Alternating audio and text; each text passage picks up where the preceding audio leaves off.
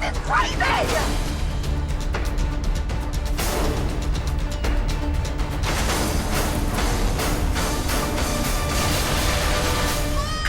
Hey, buddy. Cars don't fly. Hey, cars don't fly.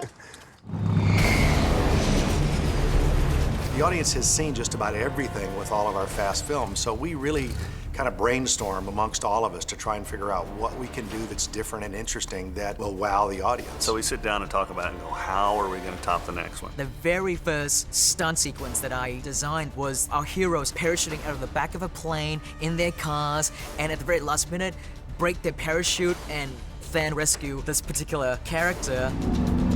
The sequence is so fun.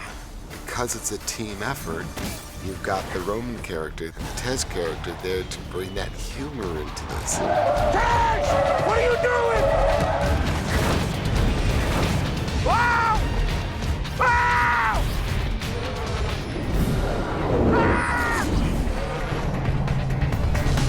It's pretty cool. Day one, when Sparrow and I were called in to do second unit, they were discussing cars coming out of a C-130. What they didn't really realize was there were so many factors that are more complicated than probably any other sequence I've shot. So we definitely want to be low enough to see the chute opening in front of us. Right on. A number of people came up and said, well, people have thrown cars out of a C-130 before. So we knew it could be done. But how do you get cars coming out of an airplane that you can't control completely? Oh my God, look at that. And have helicopters and crew and people down below and be 3 feet away from them and shoot them and do it exciting and safely.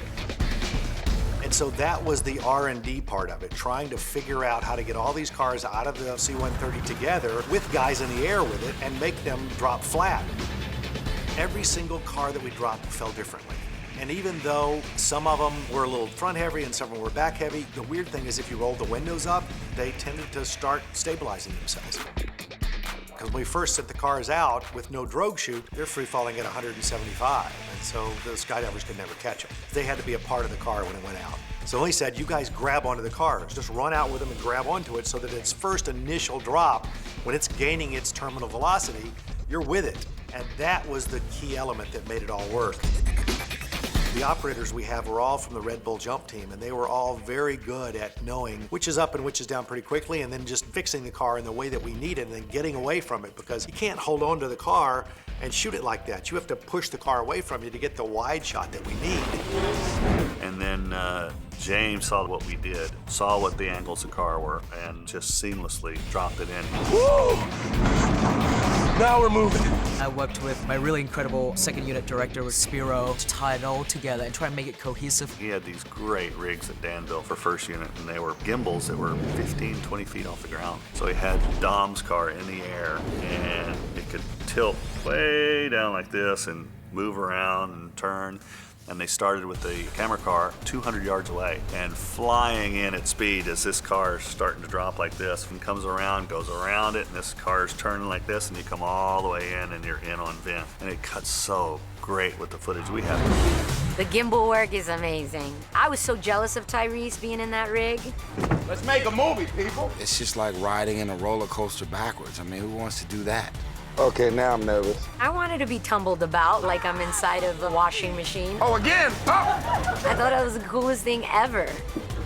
Oh! Out of the 4 cars, we lost 2 of them because of winds. The parachute didn't get away from the car, so we're getting a call, you know, hey, this car's not stopping and it's heading towards the freeway.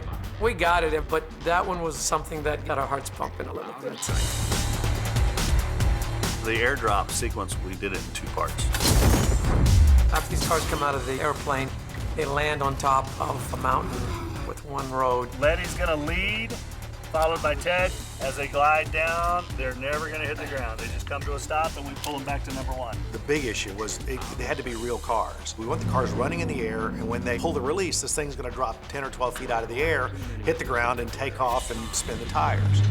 So Dan Sudik, our effects coordinator, came up with this trolley idea where he starts one crane very, very high up in the air, and then we pull the car all the way to the very top, which is almost 180, 200 feet up. And I was the first one to test it. So he trips the cable, I start gaining speed coming down this trolley, and as it bows out, then he trips the second one and it drops 12 feet and hits the ground, and I gas it up when we go through. And And I thought, my God, this actually worked. He designed the slide for life for 4 of our hero cars, and huge cranes that we had to put in at Pikes Peak and slide these cars down, and then we'd release them, bounces one time, and they'd hit the road and go.